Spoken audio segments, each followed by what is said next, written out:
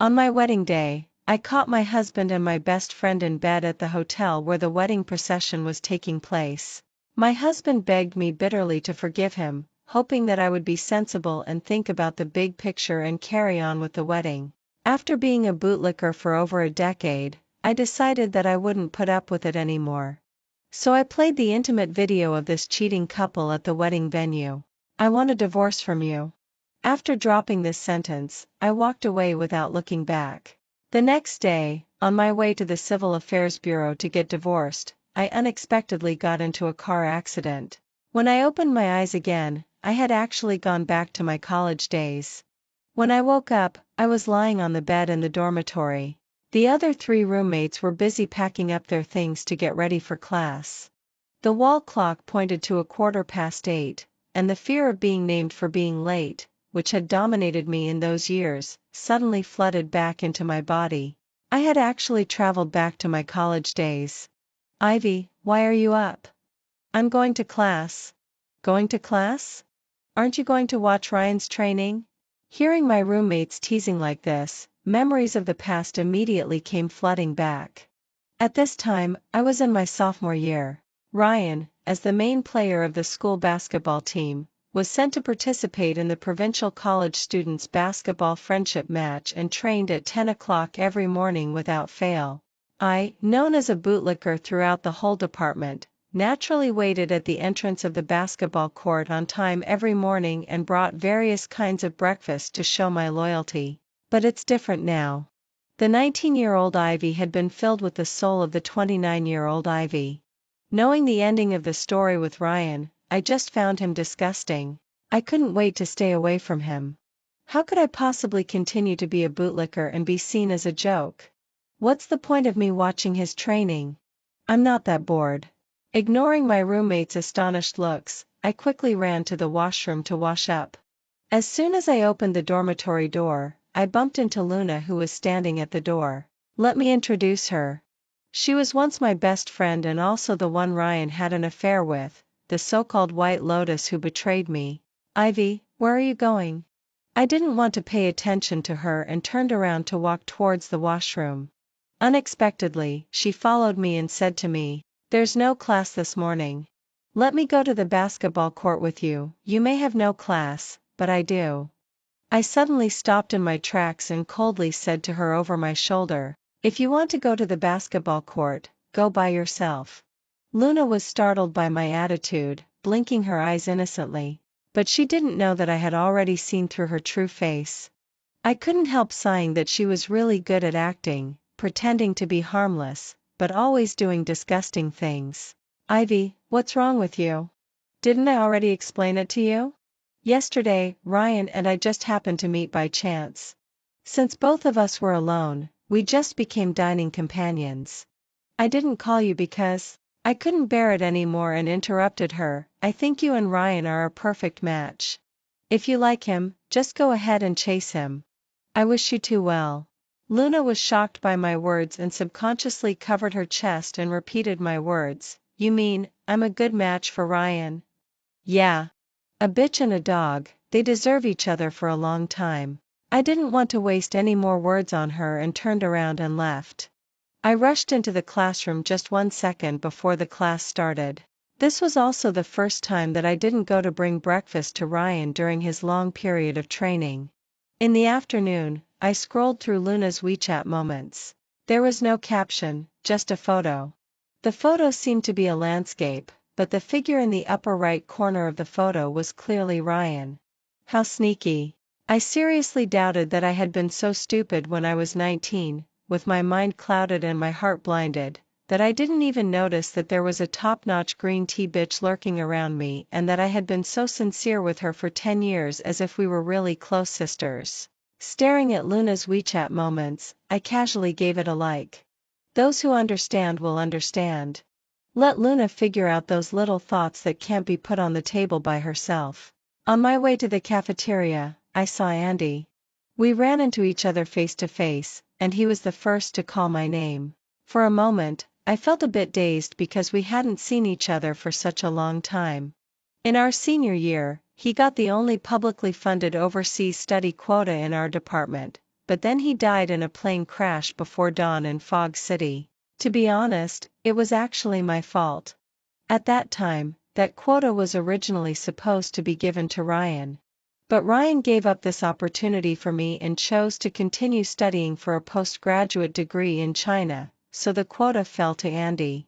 Without these coincidences, Andy should have lived a good life. Ivy? When I heard him calling my name, my nose suddenly felt sour, and when I looked up at him, I could hardly hold back my tears. Andy was my best opposite-sex friend during my college years. Luna said that he liked me, but I couldn't feel it at all back then.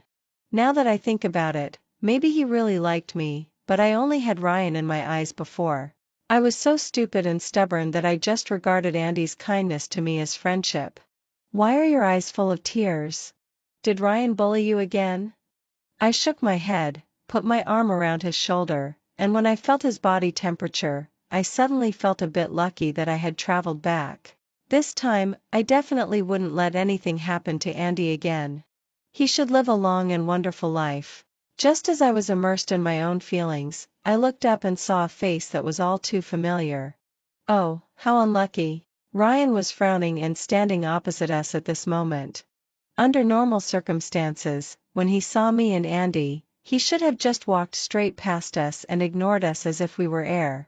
After all, he was the famous campus heartthrob, while we were just ordinary guys and girls.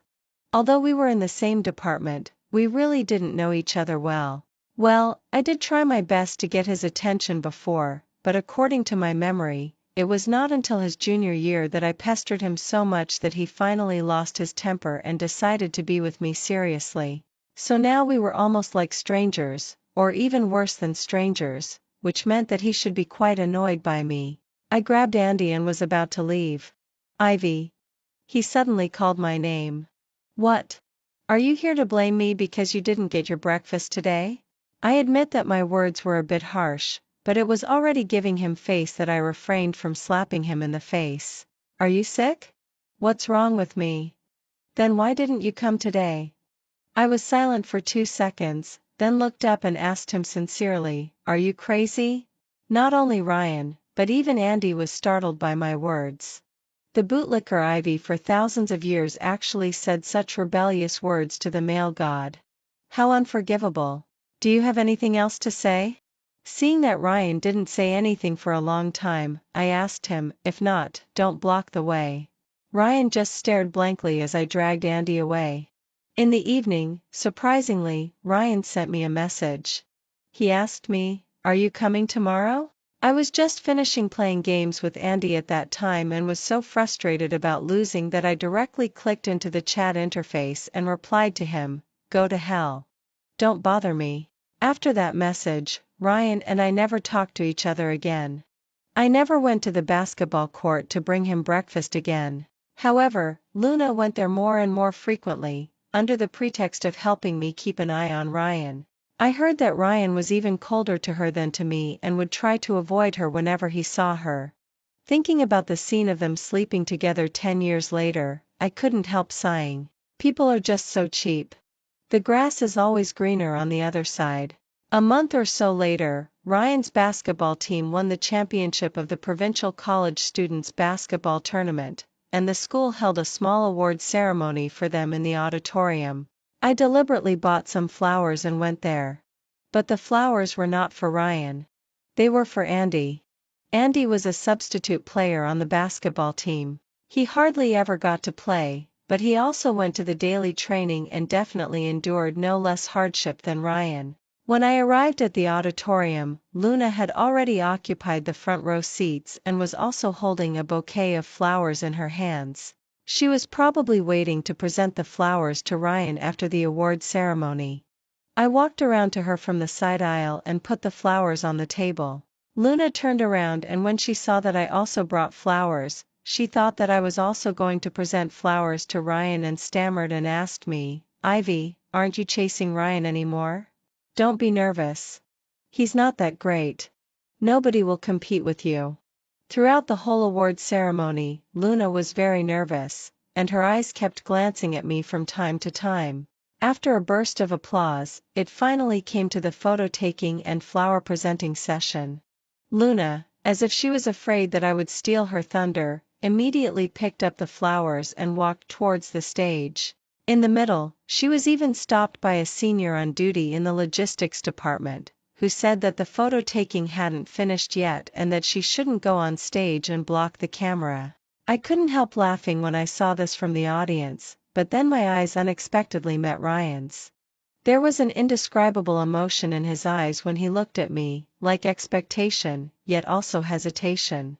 It was not until Luna handed the flowers to Ryan that he slowly moved his eyes away from me. I picked up the flowers on the table and was also about to go on stage.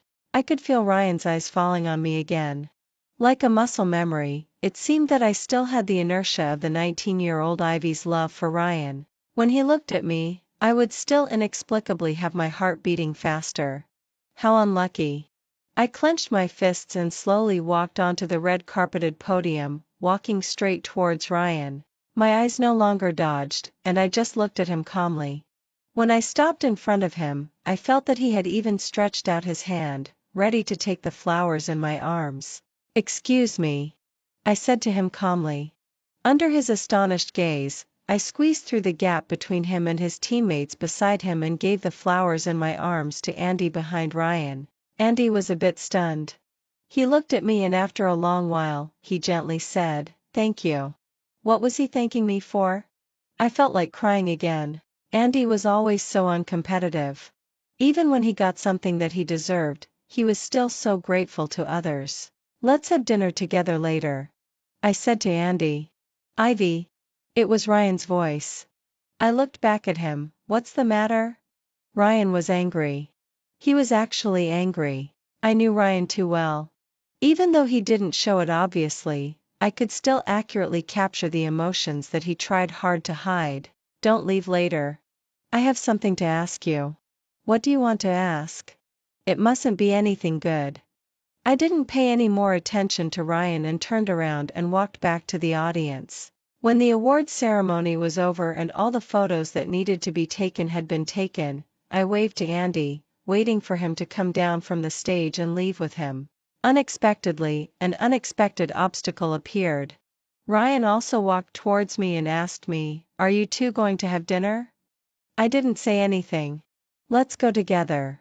"Why should we be together?" "Ivy, what have I done to offend you recently? Are you in a bad mood or something? You're really out of your mind. Didn't you have enough breakfast? Does Ryan lack my share of those little steamed buns?"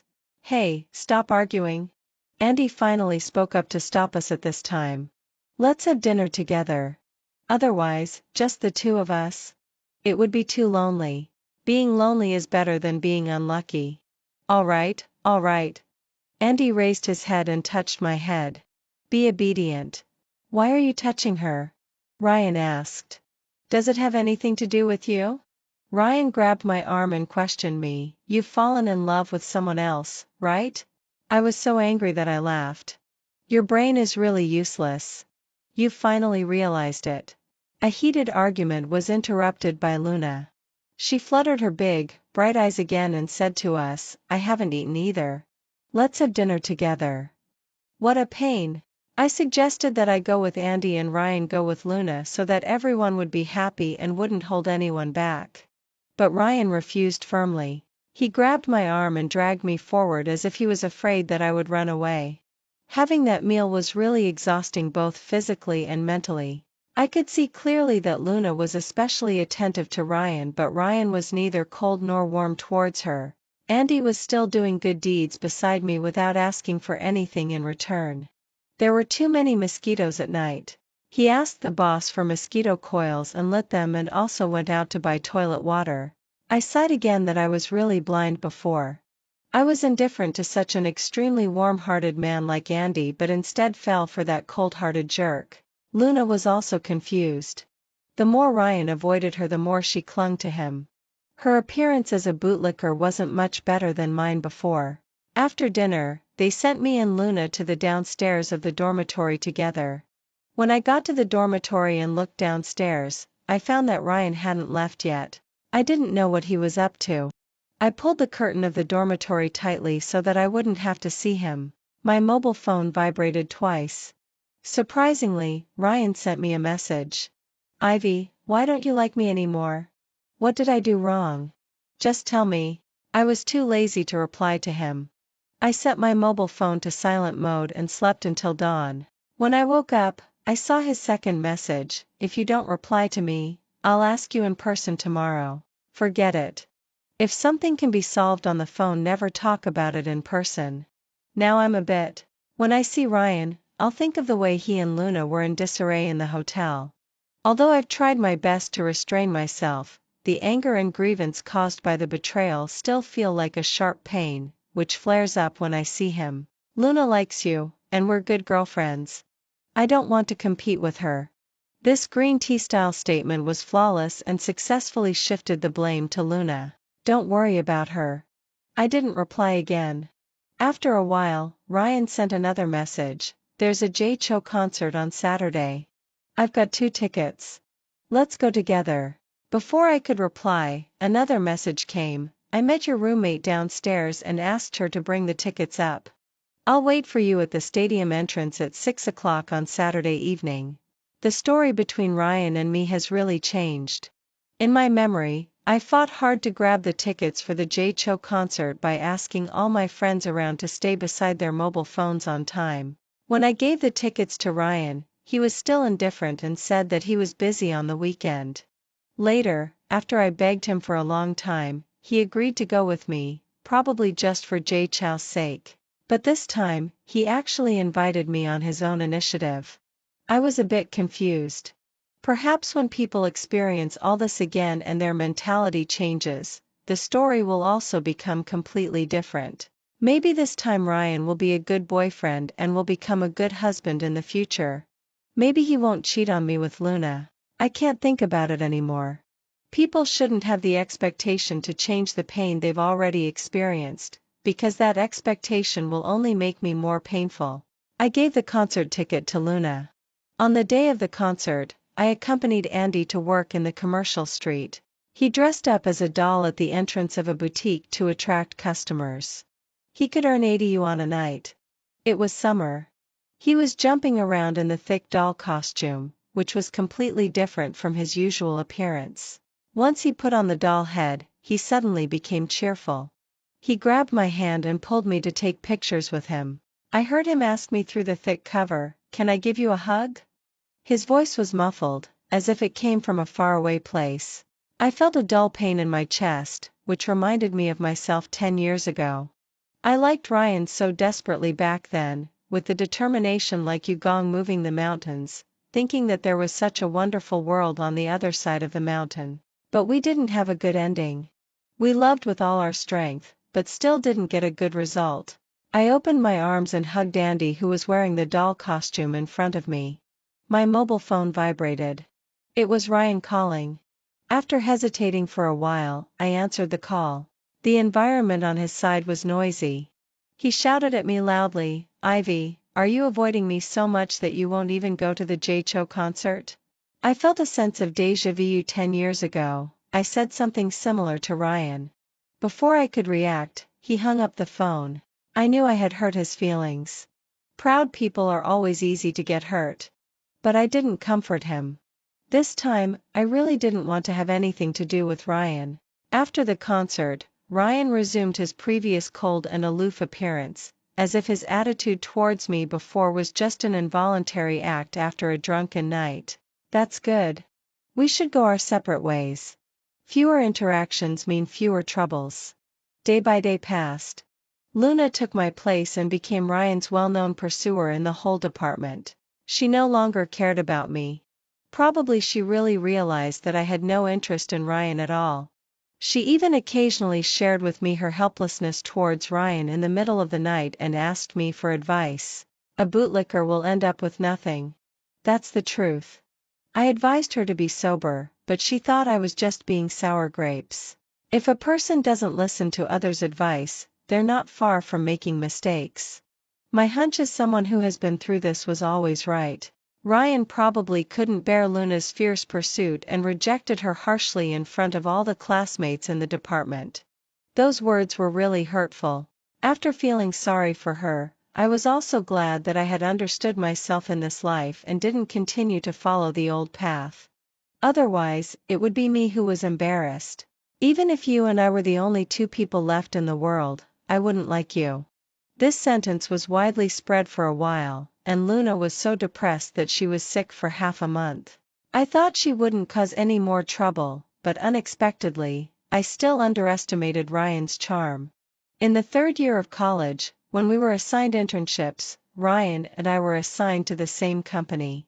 The seniors in this company were notoriously strict with new employees and even bullied them. The work assigned to interns was either serving tea and water or sweeping the floor and printing documents. Under such circumstances, Luna still begged me shamelessly to exchange internship companies with her. There's no cure for being a love-struck fool. I could only help her and let her and Ryan be a couple in hardship together.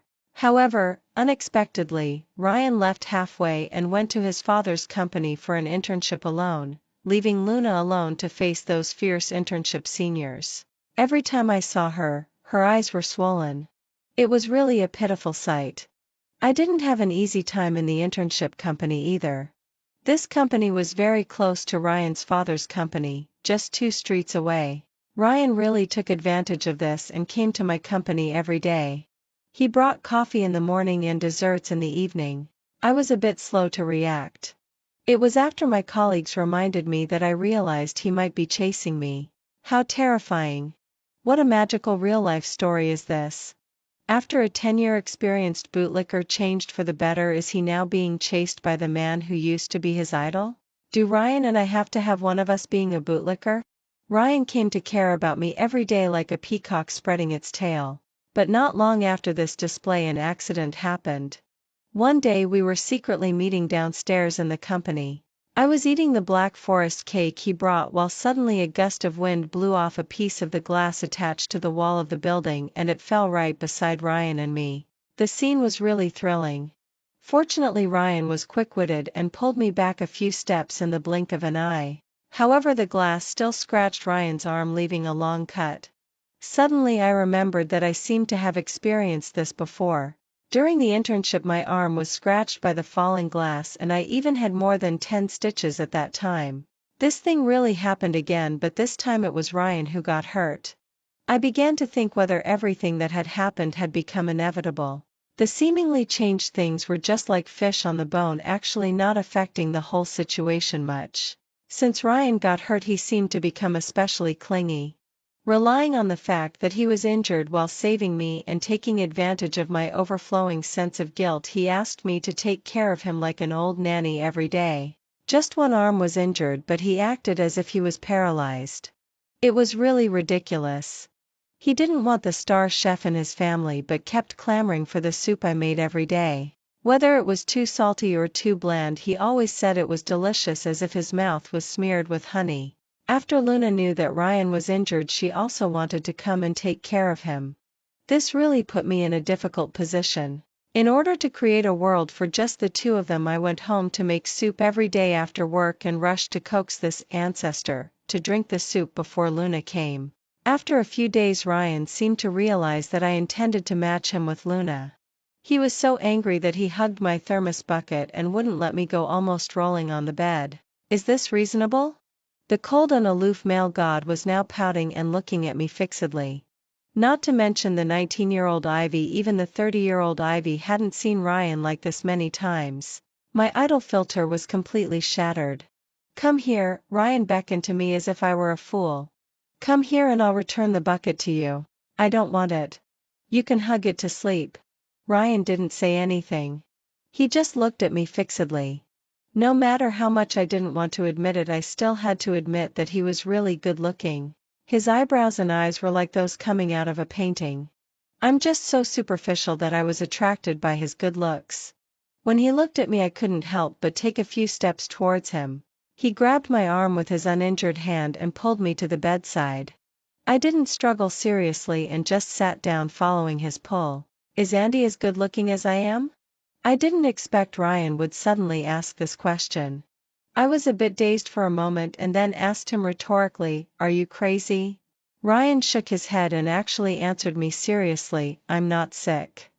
Looking at the time Luna would be coming soon.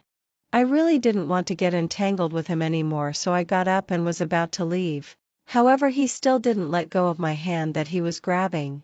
Ivy, you're really nice. Ryan suddenly looked up and said to me seriously. I lowered my head and struggled hard. I didn't think about the meaning of his words at all. But the harder I struggled, the stronger he held on. Finally, I stumbled and fell right into his arms. It was really a coincidence. In just these few seconds, Luna suddenly pushed the door open. I was flapping my legs to stand up, not realizing how ambiguous the posture between Ryan and me was at this moment. Ryan lowered his head and got even closer to me, seeming to regard Luna as a transparent person. Asshole. I wasn't sure whether this asshole was scolding me or Ryan, but I thought it was most likely scolding me. Ryan, however, didn't seem to care at all. He lowered his head and got closer and closer to me. This scene was somewhat similar to when I caught someone cheating in bed, just that Luna and I had swapped our roles. Thinking of this, I started to feel sick again. Ryan seemed to be about to kiss me. Goosebumps appeared all over my body, so almost instinctively I raised my hand and slapped him. Then I fled in a hurry. After that slap, Ryan was quite decent and didn't pester me anymore. Perhaps he was used to being surrounded by people flattering him. Suddenly being slapped in the face like that must have hurt his self-esteem. Not long after that incident, I got together with Andy. There's nothing special to tell about our story. Since I shifted my attention away from Ryan, I found that getting together with Andy was almost a natural thing. Andy is a nice guy. He's ambitious, hardworking, and has a good temper. He's incredibly gentle. Unlike Ryan, I remember that whenever we quarreled before, it was always me who had to give in and apologize. I don't know where he got such a bad temper back then. Actually, the opportunity for me to be with Andy was still because of Ryan. After that slap, Ryan and I lost contact for a short while. When the rainy season came, I started having a low fever continuously. I couldn't ask for leave at the company, so I, like a poor little cabbage, could only endure until the weekend to see a doctor. There was a summary meeting for the interns in the courtyard on the weekend. I had no choice but to ask for leave. Once I asked for leave, both Ryan and Andy knew that I was sick. It didn't matter at first, but Andy took a 2-hour bus ride directly to my residence near the internship company to see me. He bought me medicine and food and took care of me until evening before leaving. As soon as he left, Ryan came. I thought it was Andy who had forgotten something. When I opened the door, I was surprised to find that it was Ryan. I subconsciously wanted to close the door, but he blocked it with his foot. He held my arm and asked me seriously for the first time, Ivy, what on earth did I do wrong that you dislike me so much, or even hate me? His tone was actually a bit dejected. I was suddenly stunned because I realized that the 20-year-old Ryan now had no idea at all about the asshole things the Ryan 10 years later would do. He didn't know what kind of person he would become or what kind of things he would do. In his eyes, my dislike was inexplicable or even unreasonable. But for me, who had already experienced the next 10 years, all these choices, including my negative and evasive attitude towards him, were understandable. It was an instinct. I was still afraid to look into his eyes. Memories were like roots taking hold in the soil. When I looked at Ryan, the hatred was nourished and grew deeper and deeper. I couldn't forgive myself for my long-term cowardice and my almost blind affection for him. That was a wound that would never heal and that I could never overcome. Ryan raised his hand and touched my forehead. I slapped his hand away hard. After a long silence, it seemed that we were locked in a life-and-death confrontation. If you're okay, just leave quickly. I have something to say. Then spit it out. Ivy, I fell in love with you the first time I saw you. You were so lively. You came to watch my game and you cheered the loudest. You weren't as coy as those other girls at all. I was actually overjoyed when you brought me breakfast, but I was too shy to respond. It wasn't that I didn't like you. It was just because I was shy. I lay on the bed quietly listening to his confession. For a moment my chest felt hot and I felt like I was about to fall into a quagmire-like crisis. What's the use of you saying these things? That's all in the past. I'm so regretful. I want to make up for it after missing the chance because I really like you. I tightly grasped the corner of the quilt. I felt his face gradually getting closer. He was very careful, like a little animal approaching a clear brook. He rubbed his nose against me and then I couldn't help crying. This time I didn't push him away and naturally I didn't slap him either. This was really bad. I found that love and hate were clearly separated. When I hated someone I couldn't control myself to fall in love with him. But if I got together with him our destinies would overlap with what I had already experienced. Our feelings would gradually become drifting with the tide, no longer passionate or pure. The heartbeats at this moment would become worthless and even seem ridiculous. Ryan held me and slept with me for a whole night. In the morning before I woke up he secretly got up, bought breakfast and then left. At that moment when I realized that I had fallen in love with Ryan after all, I decided to cut off all possibilities with him. So I got together with Andy. Ryan was the last person to know that I was with Andy. When the internship ended and I returned to school, Ryan blocked me downstairs in the dormitory. With people coming and going around, he pressed my shoulders and kissed me. I couldn't avoid it. His smell was still so familiar to me. During that brief moment of kissing I was surprised when this just 20-year-old young man had developed such deep affection for me. I pushed him away and also raised my hand and slapped him. Have some self-respect. I didn't tell Andy about this. There was already enough tension between them, but most of the time it was Ryan who unilaterally provoked Andy. In the last basketball game before the final exams, Ryan accidentally sprained his ankle. As a substitute player, Andy should have replaced him to finish the game, but Ryan was determined to make things difficult for Andy, or more precisely for himself. He endured the pain and finished the whole game. Finally, when he was carried to the infirmary, he was shaking all over with pain. I saw it from the audience seats and my heart ached. I couldn't be indifferent to him. When I chatted with Andy in the evening, he told me that Ryan suddenly had a fever and was carried from the dormitory to the infirmary again. I rushed out at the last moment before the dormitory closed. When I saw Ryan, he was lying on the bed having an intravenous drip. I walked quietly to his side and sat down. Looking at his face, I recalled every bit of our years together. We started living together, had endless quarrels, began to feel powerless about our future life and decided to take a step forward. Ryan woke up. When he saw me he seemed to be startled and couldn't speak for a long time. "Why are you here?" I didn't know how to answer, so I could only look away until I felt his hand gently pulling mine. "You like me, don't you, Ivy?" Suddenly I remembered when Ryan started not calling me Ivy but something else. It was probably after we graduated. After a quarrel we made up. I begged him in his arms to be nicer to me, to accommodate me more and not to call me by my full name. He agreed to everything at that time. But he didn't fulfill many of his promises. Ivy, the dean of our department, called me to the office a few days ago. The department's publicly funded overseas study quota was assigned to me. Ryan's voice trembled a bit. "We're about to be seniors." I knew that what was supposed to come had finally arrived. The story was indeed developing in an orderly manner according to the script that had been written long ago.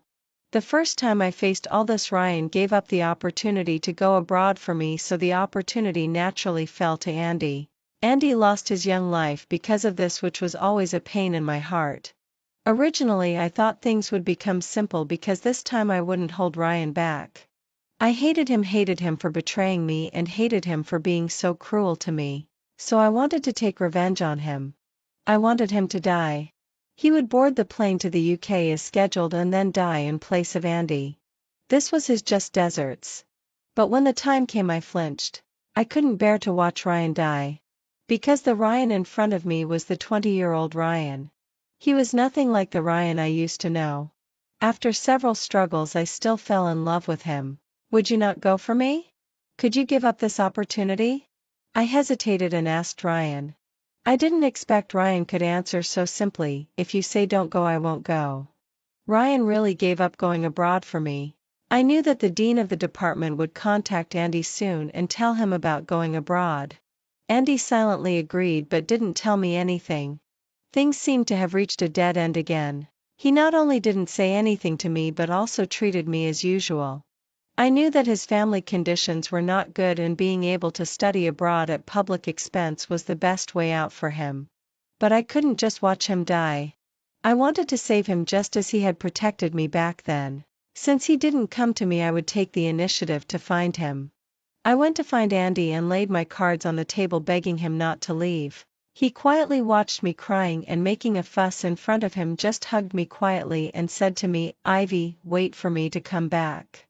I was at my wit's end and even confessed to him that I had traveled back from the future. Believe it or not, I've traveled here from the future. Andy looked at me as if I were a crazy person making unreasonable demands. I gesticulated wildly and told him about the accidents that would happen in the future. I told him that the plane would crash and that one of us would surely die because it was fate. At every key time node, important things are bound to happen. Ryan will be scratched by glass, get injured in a basketball game. And this time, the plane is bound to crash. Believe me. Just calm down, Ivy. I knew he didn't believe me at all. I couldn't imagine how absurd my words must have sounded in Andy's eyes. Knowing what would happen in the future, I almost felt desperate in the face of Andy's stubbornness. And now Ryan was my only hope. I knew that he would help me unconditionally. So I went to find Ryan. I didn't tell him the truth, but just said that I didn't want Andy to go abroad and didn't want him to leave me. Such words undoubtedly hurt Ryan deeply, but he still said that he would help me. After that, things gradually got out of control. Because of my words that I didn't want Andy to go abroad, Ryan went to Andy's dormitory late at night and fought with him. When they were pulled apart by Andy's roommates, they were already bleeding. Ryan calmly went downstairs to find the dormitory supervisor and exaggerated the matter as much as possible.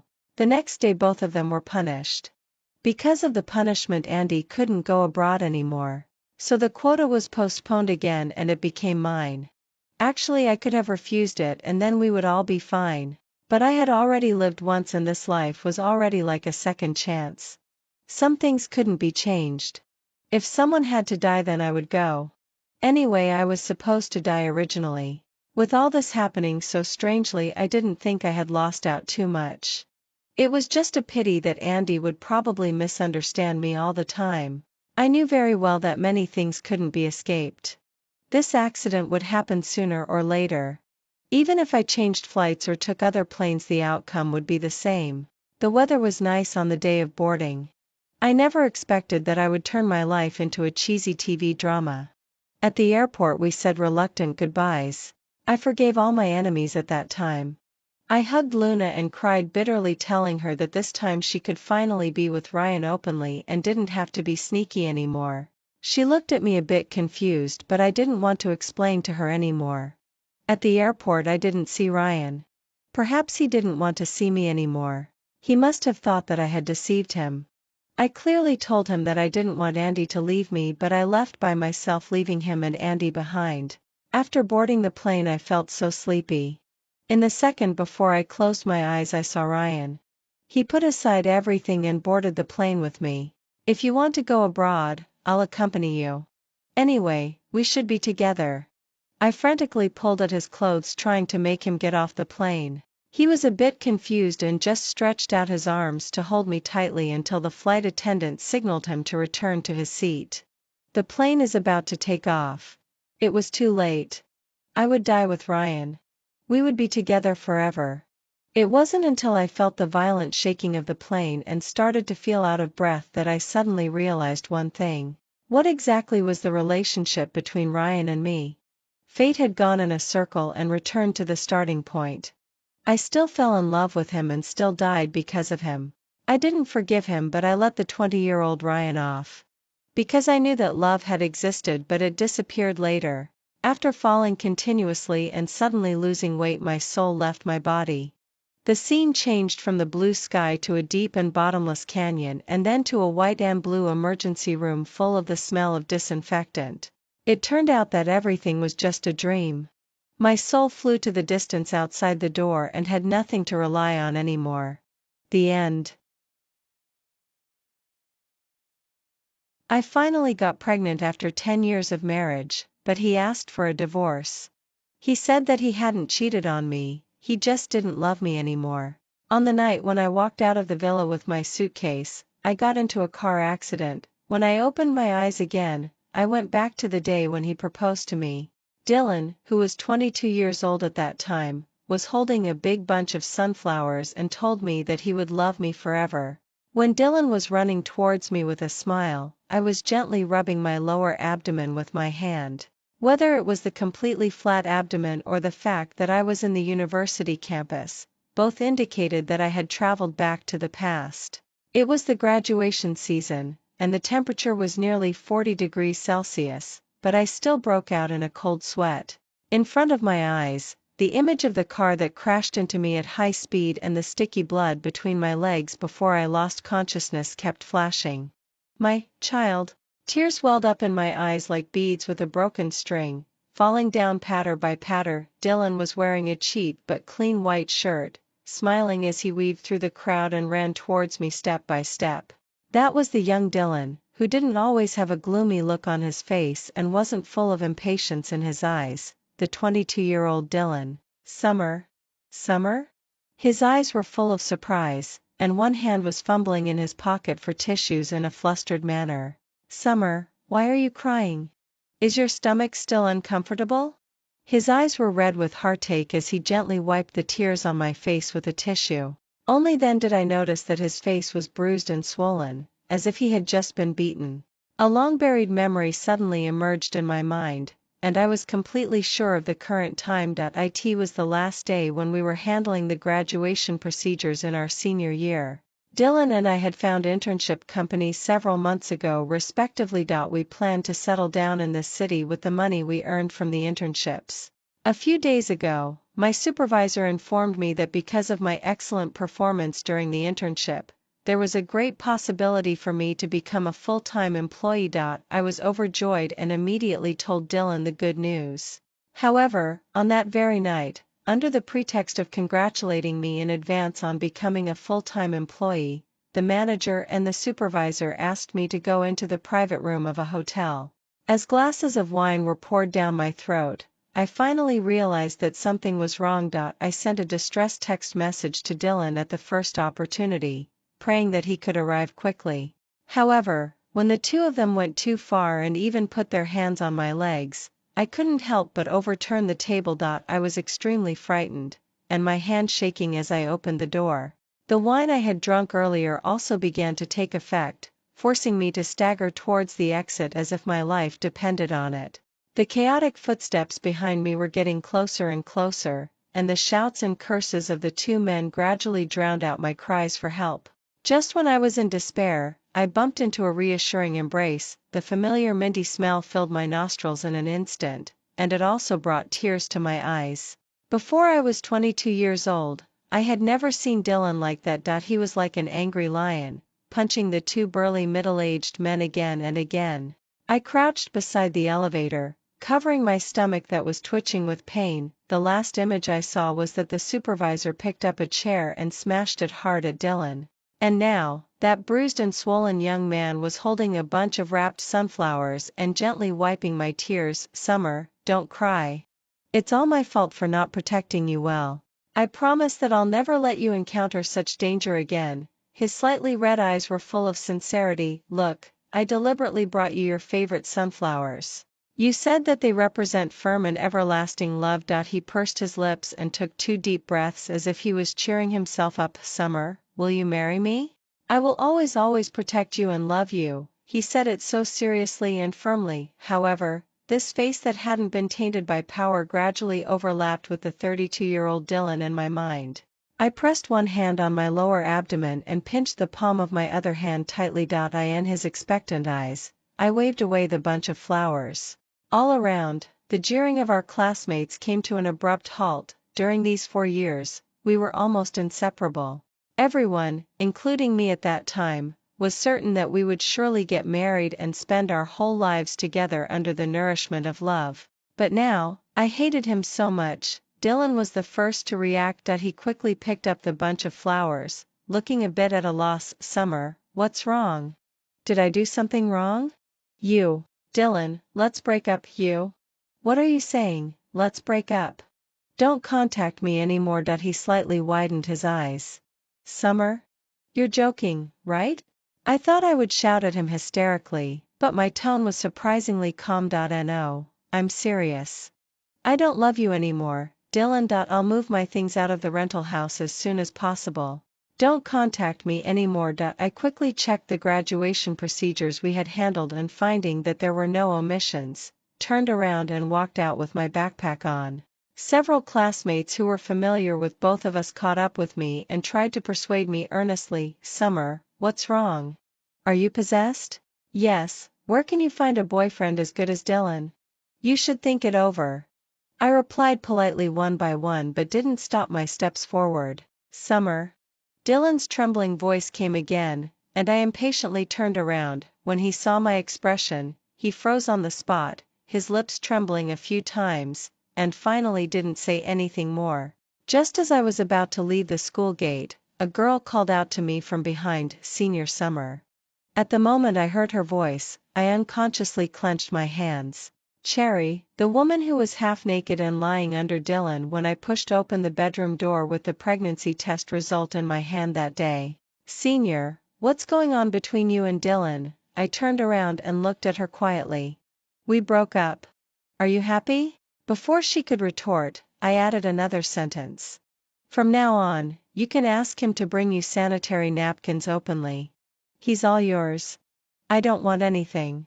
Cherry, Dylan, and I were college students who graduated from the same orphanage. We were 2 years older than her, so we took extra care of her at school. She would call Dylan Brother Dylan, but when it came to me, she had always just called me Senior, even though I had taken care of her more over the years. I knew what it was like to be an orphan. Having no relatives in this world, no one related by blood. I always thought how lucky Dylan and I were. At least we still had each other to accompany and support each other, but those other children, they had nothing. Since junior high school, Dylan and I would go out to work part-time during every holiday. Part of the money we earned was saved for school to relieve the burden on Mother, the head of the orphanage. Another part, I would secretly give to the younger brothers and sisters in the orphanage. I was afraid that they would have difficulties like I did because of a few dollars.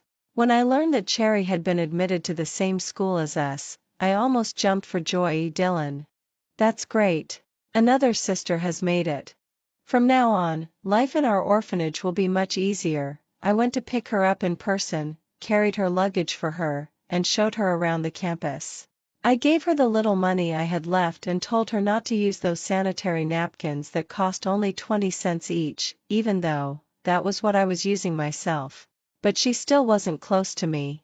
Whenever something happened, she would call Dylan at the first opportunity. Once when we were in class, Dylan frowned and complained to me, "What's wrong with your good sister?" She asked me to bring her sanitary napkins. I have a girlfriend. Doesn't she have any sense of propriety? That day, I left Dylan and ran to the adjacent building by myself to bring her sanitary napkins. But I saw Cherry crying convulsively while lying on the table. The mobile phone on the table still had the message sent by Dylan on the screen. I'm a man with a girlfriend. It's inconvenient. Find classmates in your class to help with this kind of thing in the future. I handed her the sanitary napkins, but she threw them on the ground. That girl ran out of the classroom crying. In my previous life, I never saw her again until the day I got into the car accident. The girl who was lying under Dylan with a bright smile on her face said in a light tone, "Senior, this baby in your belly has come at such a bad time. A man's heart can't be held back by a lump of flesh in your belly." I rushed back to the rental house as quickly as possible. This old house carried all my expectations for love in this life. At that time, I didn't have much money.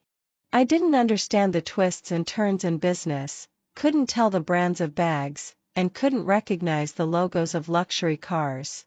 And I was only 22 years old. Dylan said, "Summer, I'll let you live in a big house. By then you won't have to take a bath in the public bathroom in the corridor anymore, won't have to worry about power outages every now and then, and won't have to be afraid of the landlord urging you to pay the rent.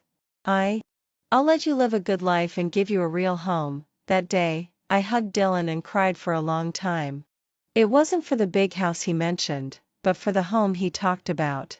That was something I had been looking forward to for 20 years since my parents died when I was 4 years old. At that time, I naively thought that those happiness would finally fall into my hands. How stupid I was. I wiped my face and dragged the suitcase out from under the bed. As far as I remembered, we didn't have many things when we just graduated and it was easy to sort them out. A few clothes that had been washed until they faded were stuffed into the suitcase along with toiletries. Before closing the suitcase, I spotted a colored glass bottle on the windowsill. That was my wishing bottle. I tremblingly took it down. I hadn't seen this bottle for a long time. It was probably in the 7th year of our marriage. During another quarrel, Dylan smashed it directly onto the ground. My wishes for more than 20 years, along with the broken glass all over the floor, were swept into the trash can. I opened the cap and randomly took out a piece of paper folded into a star. I like Dylan. I hope Dylan won't get hurt again. 2008 in 2008, when I was 8 years old. That year, what happened? It seemed that I cried and begged to go to see my critically ill grandmother, but because the journey was long, Mother, the head of the orphanage, refused no matter what. Dylan secretly pulled me over the wall and escaped in the middle of the night. To protect me, he knocked out one of his front teeth. The second one, Mother, the head of the orphanage, is sick. Dylan said that wishes made on birthdays are the most effective. Then I hope Mother, the head of the orphanage, will recover quickly. 2012 Dylan said he likes me. I hope it's true and not a lie. 2017 I like Dylan. I hope that fool can get a few more points in the exam and enter the same school as me. 2018 There was the sound of a key turning in the door. I quickly wiped away the tears on my face and stuffed the bottle into the suitcase. Dylan opened the door gently. When his eyes met mine, he suddenly burst into tears. Summer, what on earth did I do wrong? I'm sorry. I really don't know. I don't know. He pursed his lips slightly and gave me an extremely sad, crying face. If I really made you unhappy, just scold me. Please don't abandon me. It was like a bolt from the blue in my mind. Many years later, I also cried and said almost the same words to him. At that time, I had just lost my first child. We hadn't fallen out that badly yet. He wouldn't bring his lover home, nor would he have a huge fight with me just because we couldn't agree on a few words. He just avoided me. He didn't answer my calls and avoided all opportunities to meet me. Finally, on the verge of a complete breakdown, I ran crying to the company that we had built up together. I pounded on the office door hysterically like a mad woman, attracting sympathetic looks from our colleagues in the company. That day, I hugged Dylan, whom I hadn't seen for nearly a month, and cried, if I really made you unhappy, just scold me. Please don't abandon me. And he stiffly put his arms around me. It's not your fault. I'm just feeling conflicted in my heart. At this moment, it was as if I had traveled through the long years and stood in front of the man who was struggling with the same pain as I was. The only difference was that I knew the reason why Dylan was avoiding me. However, this 22-year-old him didn't know anything yet. I sighed. It's not your fault. It's just that we're not suitable for each other. Maybe you really like me now, but in the future, you could also like others like this.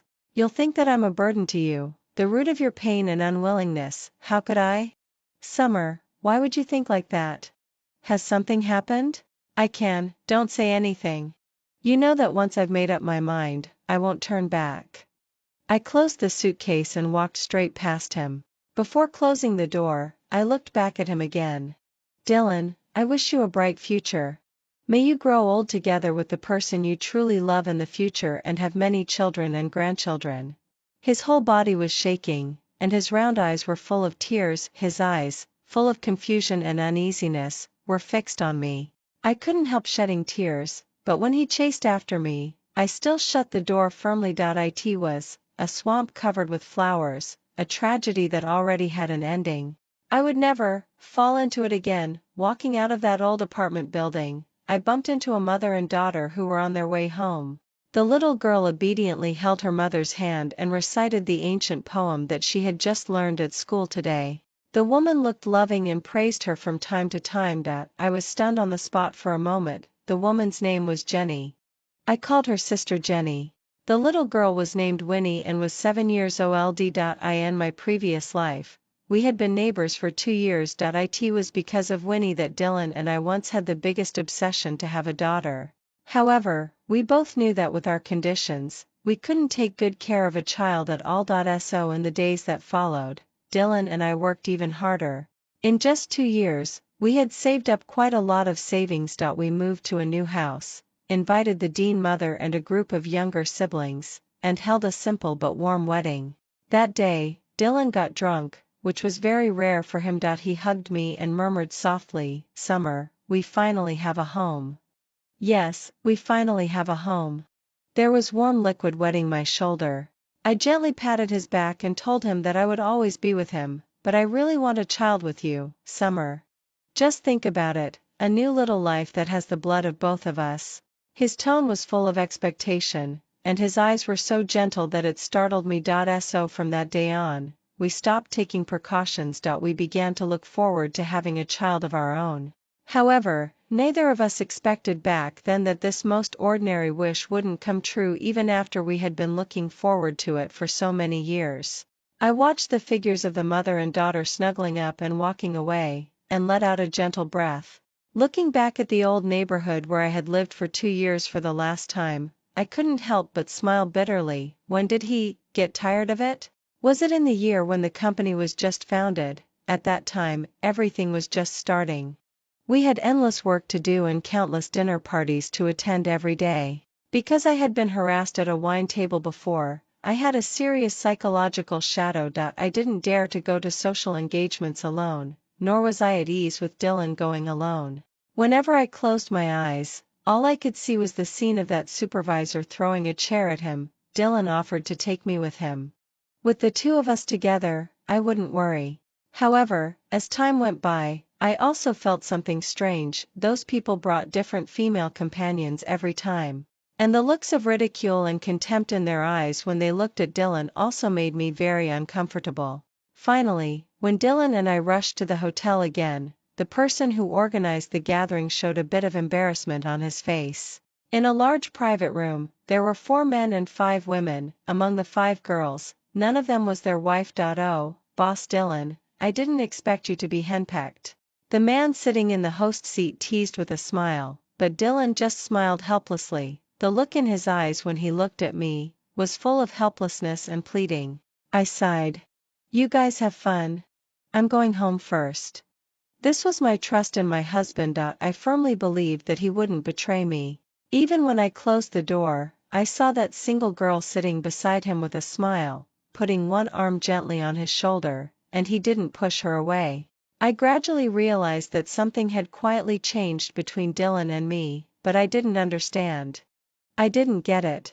He was the only man I had ever loved in more than 20 years. Besides him, my emotional experience was blank. I didn't know what freshness was. I also didn't understand why the person who had sworn to love me for a lifetime would also have moments of being distracted. All I knew was that on that day, Dylan was dead drunk and had buttoned his shirt wrongly. That was our first quarrel. He said, "Haven't I been nice enough to you? Which man in business doesn't keep a few women outside? I've never done that. I just had some drinks today.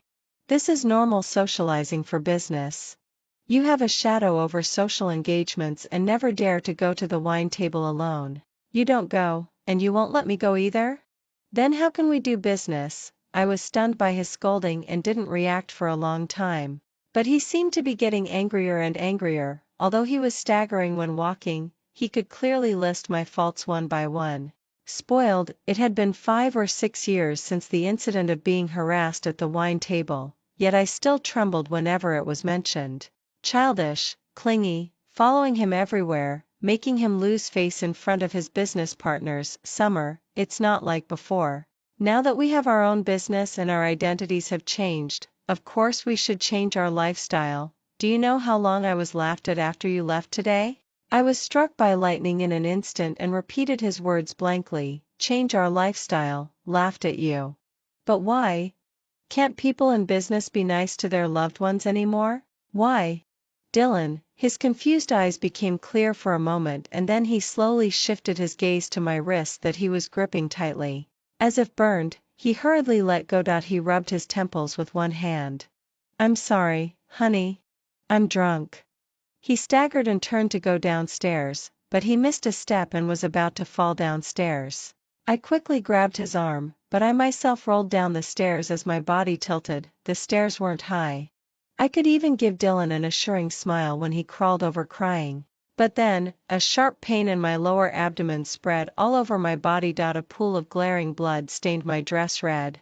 Chapter 4. My first child left quietly without my even knowing that he had come. When I woke up in the hospital, Dylan was sitting in front of the hospital bed with a dull look in his eyes. In just 2 days, he had lost a lot of weight, with sunken cheeks and a stubbly beard. Summer, I'm sorry. I'm sorry to you. He lay on the hospital bed, crying so hard that he could hardly catch his breath, vowing that he would never let me suffer any grievance again in his life. Later, I thought more than once that I should have left at that time. I had clearly seen the problems in our marriage, but because of the illusory love, I chose to give in again and again. On an evening in July, even the wind was hot. I was already sweating all over just standing downstairs in a daze for a while. That happy mother and daughter had already passed me by. I didn't stop any longer and walked out of the community with my suitcase. I received a call from the Dean mother 5 days after I separated from Dylan. That kind middle-aged woman didn't say even a single word to question me after learning that I had broken up. She just said, "Little Summer, have you been wronged?" At that time, I had just found a new job, and the employment application form in my hand was immediately wet with my tears. Mom. I didn't say anything. Those experiences of being hurt and let down were my own secrets, but she still thought that I had been wronged. If Summer doesn't want to talk about it, that's okay. Mom is just a little worried about you. Dylan left just today, crying as if the sky had fallen. I just thought, is my Summer also very sad? Summer used to come to Mom whenever she was wronged, but this time, you didn't come. Mom, I'm okay. It's just that we don't have the fate. I don't want to continue. She was silent on the other end of the phone for a long time. Finally, she smiled and said to me, "Come back when you're on holiday. Mom wants to hug you. Mom wants you." I covered my mouth tightly with my hand so that I wouldn't burst into tears in front of my colleagues on my first day at work. Perhaps I had been struggling in difficulties for too long and had forgotten that there were things more important than love in the world. I went back to the orphanage a month later. At that time, I had just received my first month's salary, which was 26,000 yuan, a bit higher than I had expected. After the miscarriage back then, I went to see a psychologist by myself. I think that one can't always live in the shadows. I must summon up my courage and march towards the sunlight in the distance. I actively cooperated with the treatment. After getting over the pain of losing my child, I gradually faded the trauma left in the past. I began to learn from Dylan and went out to socialize. Slowly, I also learned to deal with all kinds of people. This is the most precious thing I've learned in those 10 years. And now, that precious experience is guiding me towards a new life. It enables me to hold my own against those old foxes in the business world. At the age of 22. I bought new school bags and stationery for my younger brothers and sisters. I also forcibly took Mother Dean to the hospital for an examination. In my previous life, my mother didn't wait until I achieved success. Not long after Dylan and I held a make-up wedding, she passed away suddenly due to overwork and a heart attack. Now I've repeatedly told her not to work so hard and that I'll bear the heavy burden with her in the future. Your daughter is quite capable now and will earn even more money in the future. Mom, I don't want anything. I just want you to stay with me forever. I was holding her arm and slowly walking towards the yard when Mom suddenly stopped. I followed her gaze and saw the person I least wanted to see standing in front of the orphanage. He looked much thinner. He was over 1.8 meters tall. But now he seemed as if he could be blown down by a gust of wind. He was gently leaning against the gate and straightened up a little when he saw us. From a distance, I couldn't see his expression clearly, but I could sense that he seemed to have something to say. I didn't want to get entangled. I handed the things I bought to Mom, told her a couple of words, and then turned around to leave. What I was most worried about was that Dylan would chase after me. Then there would inevitably be another round of tussling, but he didn't. He just stood there, letting the setting sun in the evening lengthen his shadow. When I walked to the corner and looked back, he was still standing there as if nailed to the spot, motionless. My heart trembled. I always felt that there was something different about this person. The days that followed passed even faster than I had imagined. I devoted 12 times my energy to dealing with work matters, just thinking that I could earn more money and relieve Mom's burden. In the blink of an eye, it was the winter of 2025. I had graduated for 3 years. In my previous life, Mom passed away this year. Even though she had been in good health until now, I was still scared. I was so scared that I suffered from insomnia all night long. I thought that perhaps I really hadn't made any progress at all. I was still afraid of being alone and still longed for someone who loved me to accompany me on this long journey of life. Unable to bear such torment, I simply took a 1-month-long vacation and returned to the orphanage to take care of Mom. Many of the younger brothers and sisters here had been admitted to high school or college. Fortunately, the money I had saved in these years was enough for them to continue their studies. There were far fewer children left in the orphanage, and Mom didn't have to worry so much anymore. I liked to lie on her lap and bask in the sun. She would take a short wooden comb and gently comb my hair, smiling as she recalled the interesting things that happened when I was a child. It's just that we both tacitly didn't mention the person who had occupied the most important position in my life when I was young. Mom seemed to know that it was a gap in my life. It hurt whenever it was touched, but it was doomed to never be mended. On the New Year's Eve, the orphanage received a big package of gifts. Each gift had a corresponding name written by hand, and there were even ones for Mom and me. I recognized at a glance that it was Dylan's handwriting. After opening the box with my name on it, I was stunned for a moment. A pair of colorful, ugly dolls. I could hardly believe it. Was it a coincidence? In 2025 of my previous life, a restaurant that Dylan and I often went to held a New Year's lottery activity. The third prize was this pair of loving dolls. At that time, we had just lost Mom. To comfort me, who hadn't eaten or slept well for many days, Dylan came up with an idea. He said, "Summer, we must win that pair of dolls today. Look, they are just like us, always together and in love. Let's eat more and draw more times. We must get them." Actually, there weren't many people dining that day. But as if it was predestined by heaven, the two of us almost ate until we wanted to throw up and drew the lottery more than 10 times. We got all the prizes except this pair of dolls. Only this third prize couldn't be won no matter what. Dylan smiled and said in a low voice, "Summer, do you think the boss did it on purpose? He didn't put the lottery number for the dolls into the box at all." However, in the next moment after he said that, a couple took out the ball representing the third prize from the lottery box. We didn't know whether to laugh or cry. For a long time after that, it became an obsession of mine. I searched all the major shopping platforms but couldn't find the same dolls again. I half-jokingly said, "Are we not fated to have them?" Dylan's face darkened. "Don't talk nonsense. I'll definitely get you a pair of the same ones back." Later, the boss secretly told me that my husband had been acting strangely and begged him to sell a pair of the third prize dolls. However, those were made by his wife by hand and only that one pair was made. Now his wife had gone back to her hometown after the new year and didn't have time to make more. If we really wanted them, we could wait until his wife had time and she would make a pair for us for free. I smiled and thanked him, and also smiled and complained that Dylan was a fool.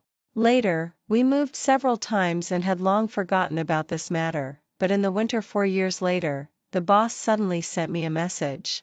"Little girl, my wife has made a pair of dolls for you. Come and get them." But by that time, Dylan and I had been in a terrible fight. He was becoming more and more like those bosses I had seen. The female companions around him changed one after another. Usually, before I could remember the face of the previous one, he had already changed to a more beautiful one. He said, "Summer, I didn't cheat on you. I just took them out to save face." For the first time, I had the stupid idea of doing to him what he did to me. I hired a young boy with money and asked him to accompany me as a driver when I went to negotiate business. when the dinner was over that day, Dylan rushed to the hotel angrily. He was like a mad dog and threw his fist at that boy in front of the business partners. I firmly stood in front of him, looking at Dylan with extremely calm eyes.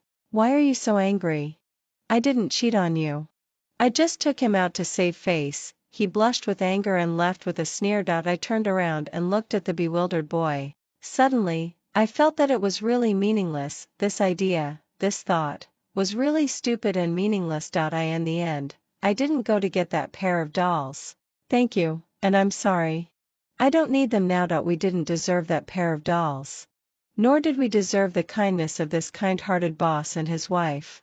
But now, that pair of dolls was lying quietly in my palm. It seemed to remind me that I could never escape from that nightmare in my life. Dylan had come after all. Today is the New Year's Eve. I had already been prepared to see him, and Mom had said that in these years, he also came here often.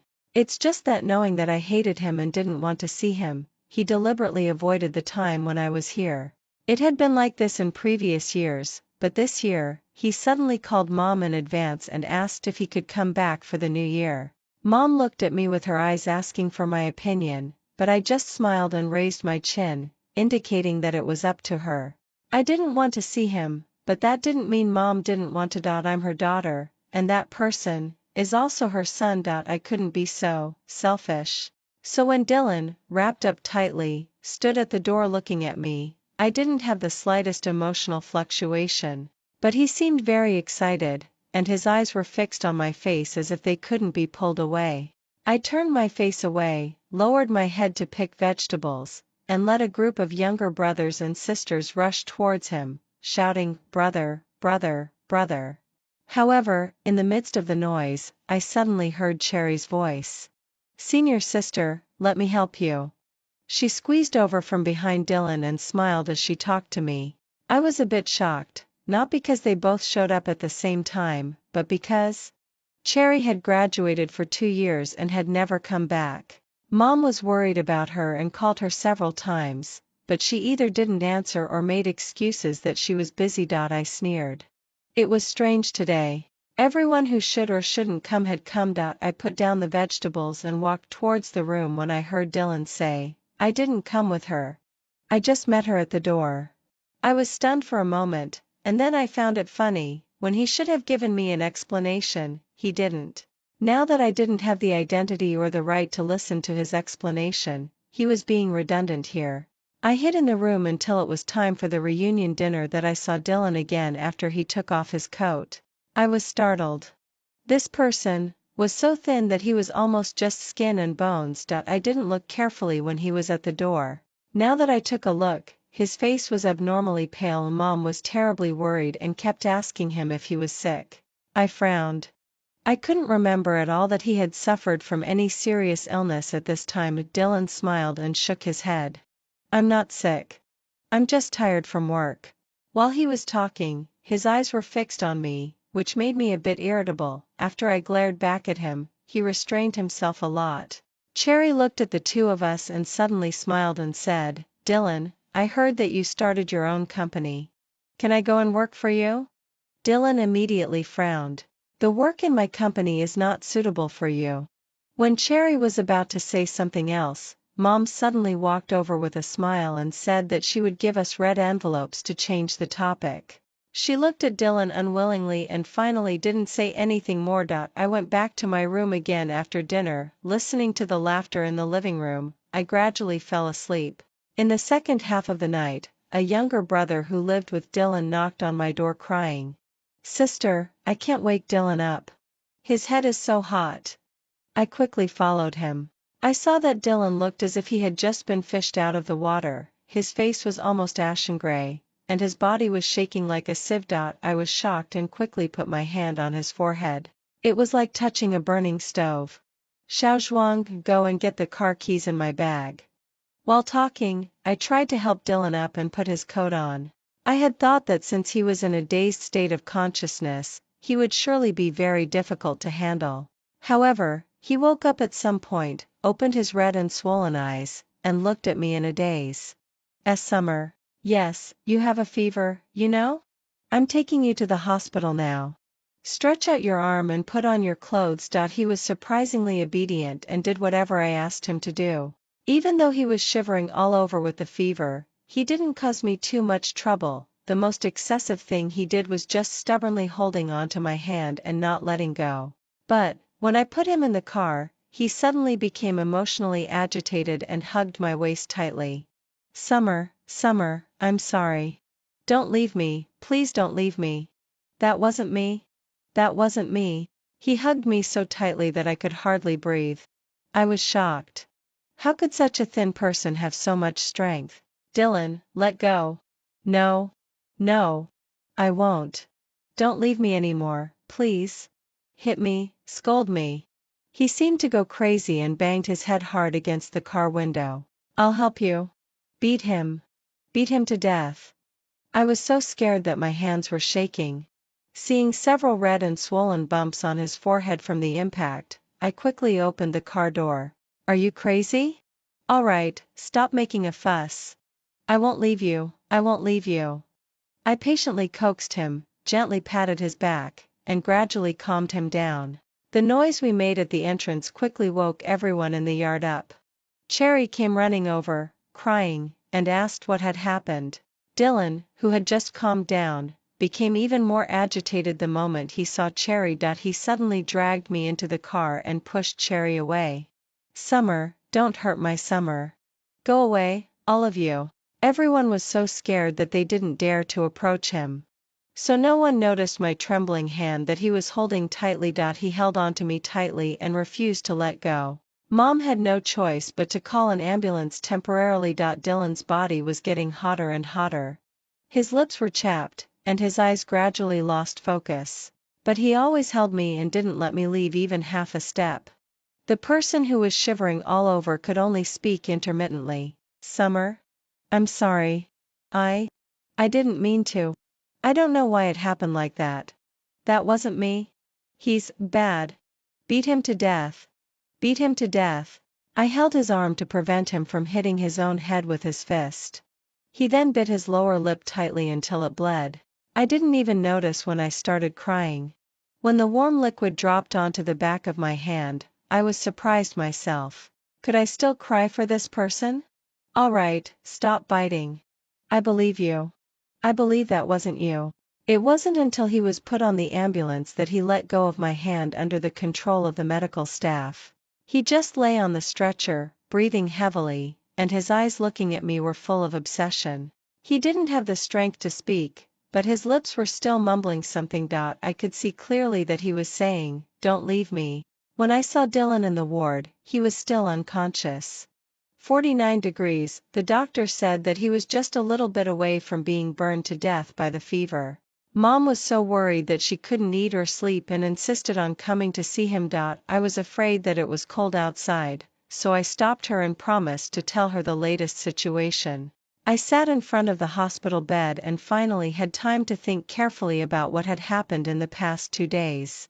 I was quite sure that Dylan had remembered some things from our past life. I just didn't know which things he remembered and which ones he didn't.